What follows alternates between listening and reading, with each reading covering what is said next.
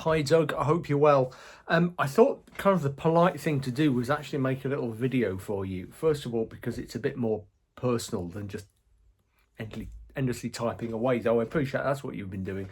And also it means I can hopefully respond to some of this stuff a bit more meaningfully. It's super useful, honestly. This is so good of you. I really appreciate it. I don't know where you are with your musicianship at the moment, but I should say that right now I've just started doing Zoom coaching again. And I'm charging people like £45 an hour, UK pounds an hour. But if you wanted a couple of free sessions, you would be totally welcome to them. Honestly, this is so valuable to me. You know, I've got other proofreaders on it as well, but nobody gets everything. So the proofreading stuff is great. The link stuff is great for the ebooks, but especially the cultural stuff, super useful. What did I find particularly interesting here? There. Oh yeah, I'll come back to the two toms in a second. Um,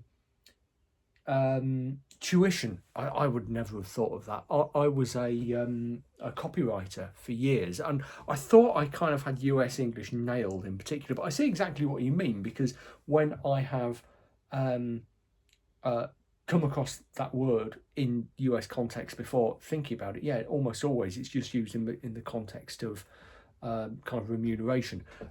So yeah, clearly I wasn't as smart as I thought I was. That's really good to know. Counterblasted, interesting one. I think that's probably quite British. I strongly suspect that, I don't know, I haven't looked it up.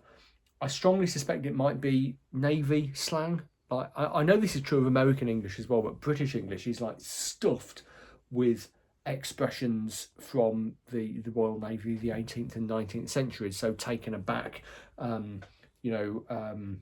above board, things like that. You know, loads and loads of things like that. And I suspect it might be naval slang and it's one of those that maybe is, continue to exist this side of the pond, but maybe not your side.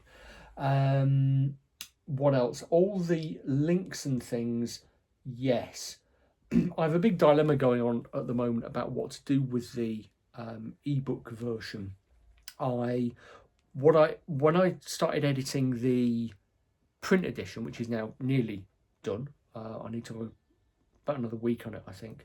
I started making the corresponding changes in the ebook at the same time, but there were so many and it was such a faff to keep track of them all.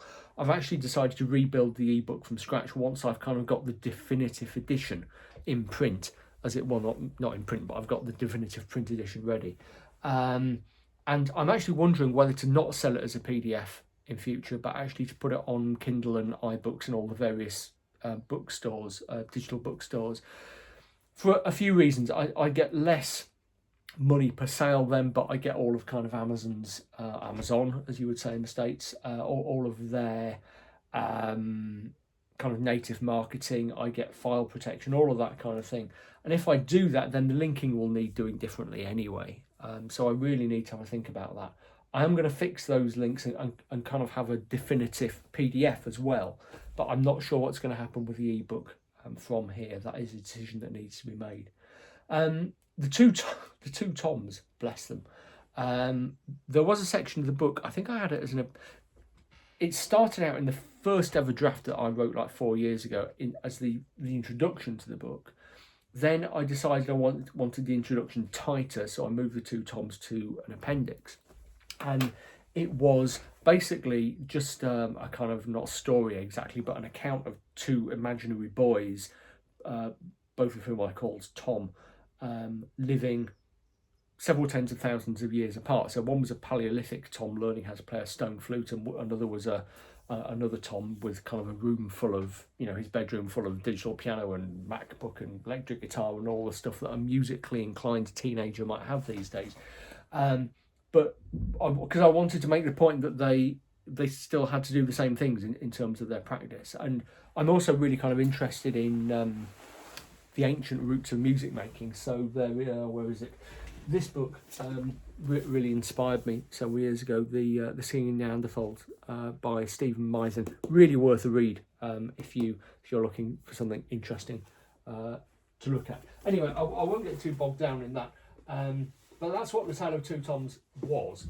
And I really liked it. But then several people who read the book in its draft form said to me, what on earth is this? Yeah, it's quite entertaining, but it doesn't really add to things.